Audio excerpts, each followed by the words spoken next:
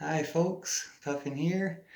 Happy All Snakes Day. Happy St. Patrick's Day. I have a very special message for you today from the Church of Judas, which is me, for All Snakes Day, for St. Patrick's Day. And I'll tell you a little bit about All Snakes Day and St. Patrick's Day as we talk. But there's a very important news message about a discovery in Israel, or Palestine, actually, technically, but a discovery by the Israeli government. I think they're the ones managing it, or their archaeological department. So I'll get back to that about some Dead Sea Scrolls that were found just yesterday, or the news came out just yesterday. And then that fits in really big with my own personal news for you, which is why it's such a magical thing. I wanted to make this video before I talk about the holiday. That the day before yesterday, the 15th, the Ides of March, a day of famous betrayal for Caesar, I published the book, The Art of Betrayal by God, which is actually kind of a precursor to the book I'm going to write about the Gospel of Judas, to explain the Church of Judas to everybody. And I'll get into a little bit of that. But importantly, the book is available. The Art of Betrayal by God is the title of the book. So you can look that up. And the irony of, because in the book that I wrote, and I wrote it last year, I wrote it over a year ago, or just about a year ago, and it includes things about the Gospel of Judas, because I read the Gospel of Judas 15 years ago, as soon as really anybody could read it, because they just had discovered it or just finished translating it after discovering it and being hidden away. But it had been hidden away for almost 2,000 years. And so, or possibly about 2,000 years. So we finally got copies of it in 2006, I think. And so I'd read it and was expecting this church to form eventually, and then realized this year that it was up to me to form it. So I did that in February, but as far as I know, here in March 17th, I'm still the only member. So I'm speaking for the Church of Judas as well, just to invite everyone in, and especially on this day that people celebrate St. Patrick, who maybe did a lot of other things, and I celebrate All Snakes Day, and I also celebrate St. Patrick's Day, and I'll go ahead and explain that. But before I do, just let me say, welcome to the Church of Judas for watching this video, and everyone's welcome to join. It's a big thing, and it's a big day. I don't know what they said in the new discoveries. I don't know what was found. I know that they found some old texts, so there's some older versions of the writings that ended up in the Bible and stuff. And then that's always really exciting, which the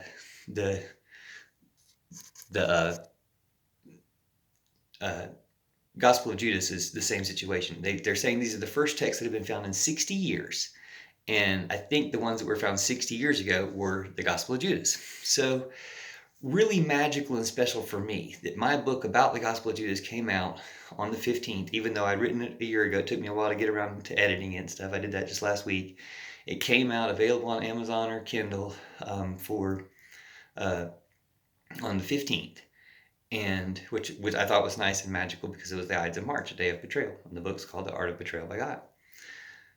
And then the next day, and it did, it's the first publication of some of these ideas about the Church of Judas, from that gospel that was revealed 60 years ago. Or, sorry, discovered 60 years ago, revealed 16 years ago, 15, 16 years ago.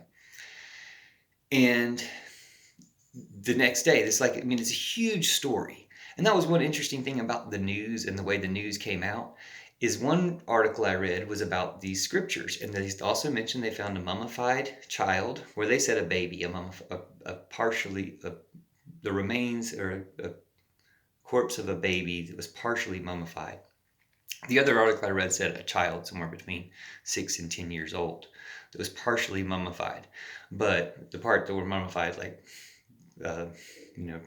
really well preserved samples of whoever this person was. And when I say samples, that's maybe disrespectful, because obviously an important person for them to have preserved them for 6,000 years. Again, the text is only 2,000 years. The person was from 6,000 years ago. That's interesting enough in itself, but also the types of samples they have, the types of information I imagine they could get from these samples are just scientifically amazing. And then there's a basket they found, which is apparently the oldest basket ever found. And it's in really good condition, and it's 10,000 years old. And there's not a whole lot of other details about what they found yesterday.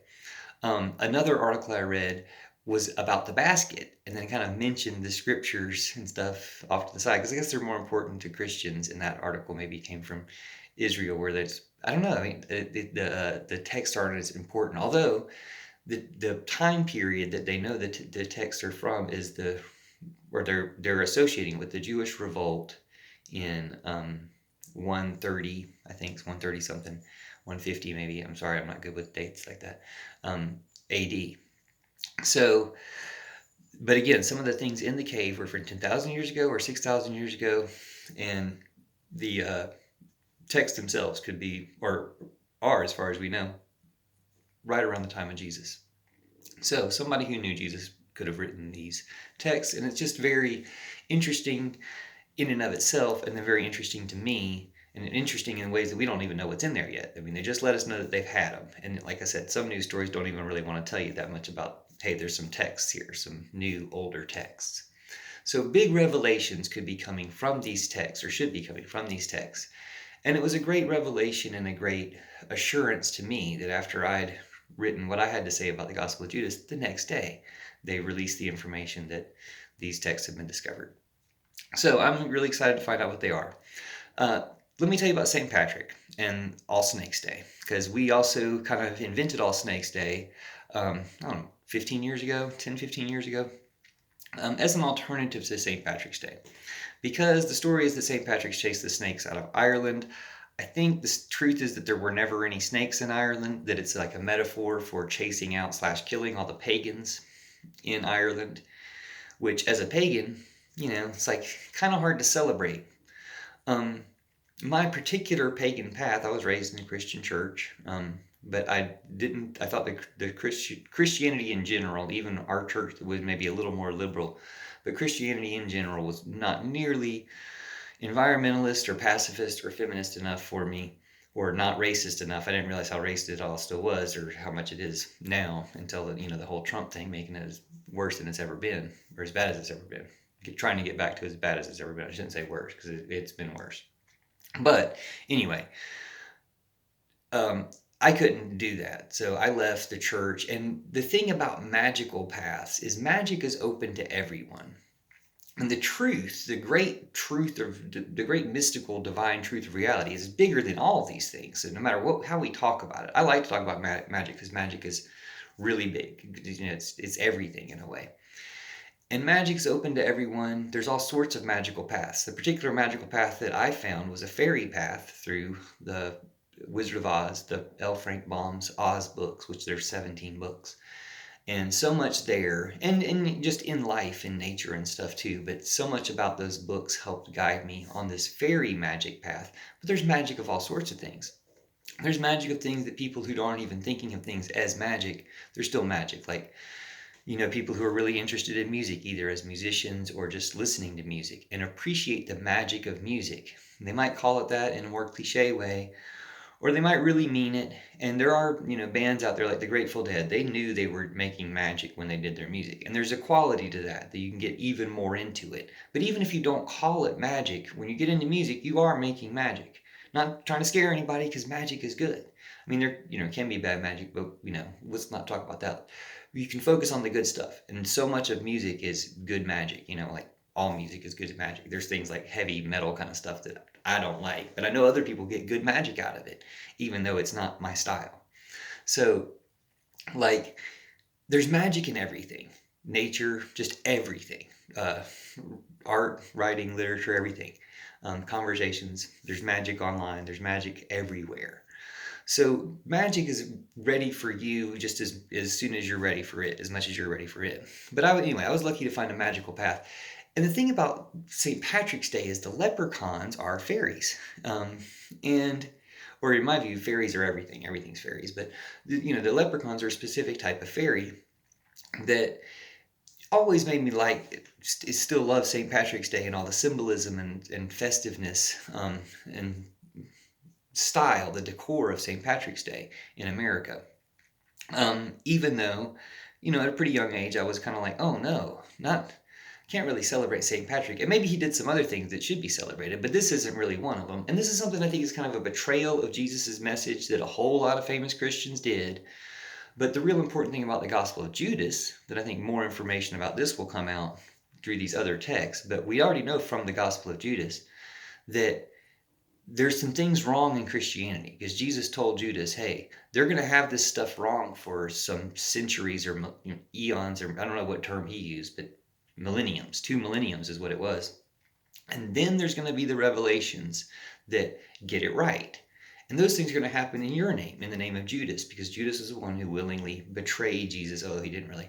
And everything else kind of betrayed Jesus by going into militarism and supporting militarism, Christian faith overall, and in large chunks, supported militaries and military governments, and supported slavery and all sorts of other things, in various times, and some still do. But did a lot of bad because it was corrupt. But it can all get renewed. And that's really the point of Christianity, is this huge renewal type of thing, or it should be. And so when something gets left unrenewed for a long time, it's a big renewal when it shows up. So that's what we're looking at now, and these texts I think will prove that to be true. Leave your comments, let me know what we find out. We can continue to discuss. But for me personally, having left that tradition, having some issues with St. Patrick, having killed people for different beliefs, which I don't think is what Jesus ever said to do. It's the opposite. Having him being representative of that betrayal, and tricked into it like all the people are, and not like he was some exceptionally bad person, like he was part of that whole culture of doing that. But I didn't want to celebrate it, so I celebrate All Snakes Day instead. Now, if there weren't really any snakes, and it really means the pagans, it kind of means all pagans, but I also mean all snakes, all nagas, all dragons, all kundalini energies, all spirits, all knowledge, and all snakes, all actual snakes out in the wild, and other creatures too. But snakes kind of because they're given a bad rap, and I had a snake for a long time as a pet, Ishkabil, and ball python for like 15 years. Anyway, he was a great friend, and snakes are cool, and nice to get to know them a little better like that. And there's something people are really scared of, so it's kind of like seen as this kind of extreme of the animal or natural world, but to be able to be at peace with snakes is really good. And anyway, and I've heard some really cool stories. He was a Chinese restaurant, but I think he was from, I wish I remember specifically what country he was from. It might have been Burma, but he, or what's now Myanmar, and going through much genocide and trouble. He said that in whatever his belief, the people of his country believed that, and if they saw a snake on the ground, they would pick it up because it could turn into a knife.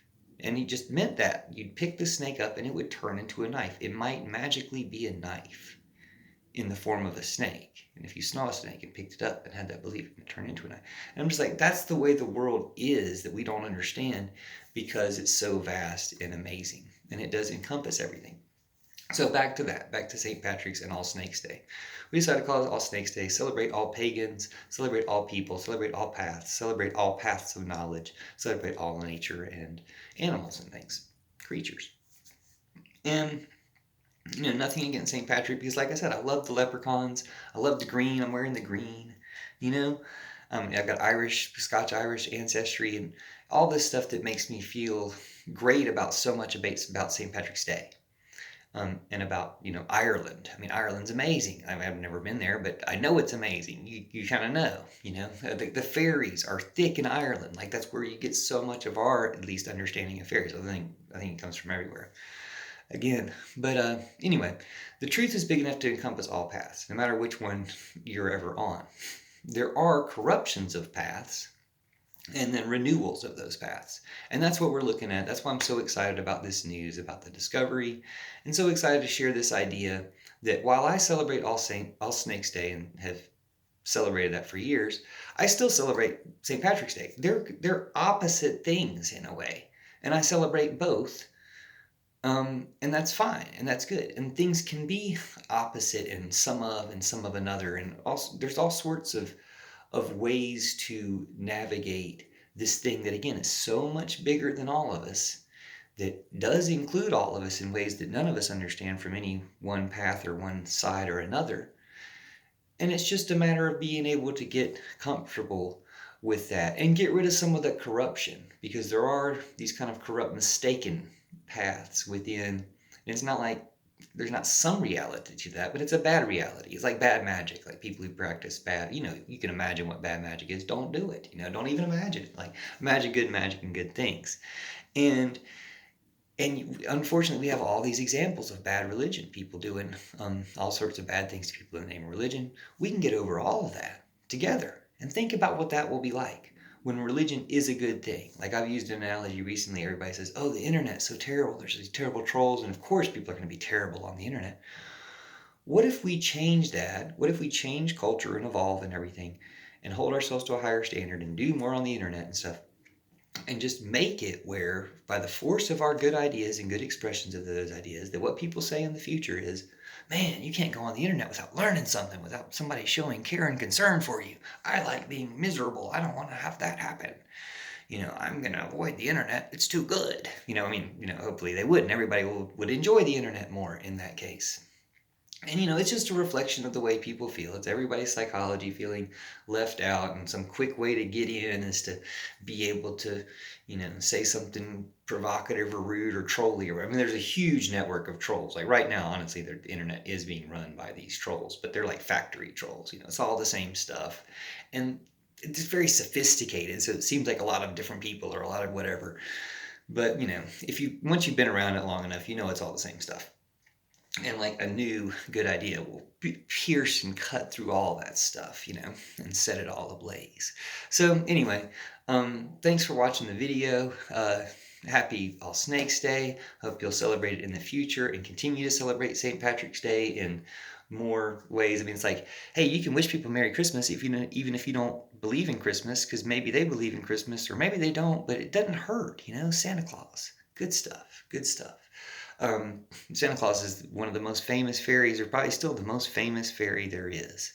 Although, Mario is the most famous character there is. And it's Mario month, too. So happy 35th anniversary, I think, Mario. Yeah. So, and, Mario, all cartoon characters, all video game characters are very obvious fairies. They have that fairy presence, that fairy energy and being that you know what I'm talking about if you just think about it. But so does everybody and everything. And it's just a matter of the more you get into it. And that's what I call it. People can call it other things. You can call it angels. You can call it spirits. You can call it magic. You can call it life. You can call it essence, awareness. But hey, there is more of it than we're really registering and interacting with most of the time, most of us. But the more of us do, the more of it's connected for everybody. So really excited about this discovery. Really excited about, just bring into the world this thing about All Snakes Day, St. Patrick's Day. They can coexist. Like, we can all get along. We can put these past mistakes behind us. Because anytime people ended up killing a bunch of people, that was a mistake. Like, that shouldn't be too hard to decide. But we get all buried in these weeds about people justifying this and trying to continue it too. Gotta stop the killing and violence. And we can do that. So the big message of the Gospel of Judas, which we're going to hear more about from me personally, from my new upcoming book, or you can get some of it out of, how the art of betrayal by God. But there's going to be more of it coming out from, pay attention to National Geographic or whoever it is. That's who published the Gospel of Judas, I think, last time. But whoever it is publishing these new papers, look out for that stuff, because it's kind of interesting to me. It could just be kind of a cultural bias. Hey, let's talk about the basket and kind of mention, they're also found some scrolls and a mummy. Or it could be, they're trying to hide something because they know there's going to be some good stuff in there. And they got to tell you, that's one great thing about the real reality is you do find out what things really are. Ultimately things are going to be proven true. And like in a news story today was about how, Trump's goals and the Russian goals are all completely aligned. It's like, yes, we knew that all the time. I don't know why we need to report about it. But it's a good thing that they can report about it, because they couldn't report about it while he was in office. They couldn't call the pandemic what it was. And now that you can talk about things the way they really are, you can deal with them the way they really are and change things. You can change things, change what things really are, but you got to know what they are instead of being caught up in, oh, there is no global warming or whatever. There's definitely global warming. Like, it's a beautiful day today, but snowing all over outside, like snowpocalypse a few days ago. I mean, luckily everything was safe here in Colorado. Hopefully everyone was. But it's just, things are changing and there's things you can't fake. But they're going to tell us what was in these old scriptures, and it could be some groundbreaking stuff. Been preserved for 2,000 years and secret for 2,000 years. So I'm really looking forward to it. Hopefully you're looking forward to it too. And just thanks for watching, and thanks for sharing and commenting and just engaging, because every way we engage, that's magic. That's getting into the magic. And the more we think about it, the more it is. So happy St. Patrick's Day, happy All Snakes Day, and happy revelations in your own life and magic you discover in your own life. But look out for these big revelations that are going to be for the whole world, because they can't hide them for too long. I mean, it's coming out like it's time for it to come out. And these things are appointed by the goddess, by fates, by the divine, by the mystical reality, by God, if you like. These things are, magic for the entire world. So even people of other faith traditions should be excited to know that, hey, this, like, I would love hearing that a new Buddhist scripture had just been discovered. I haven't read many of them so far, but I would love to read what a new one that no one else had read was. It would be great. And I just think it's a great moment for the world. So have that in mind as you look out for great things in your life and for the world, because we're all in this together. Thanks for watching. Have a great day. Happy All Snakes Day. Happy St. Patrick's Day.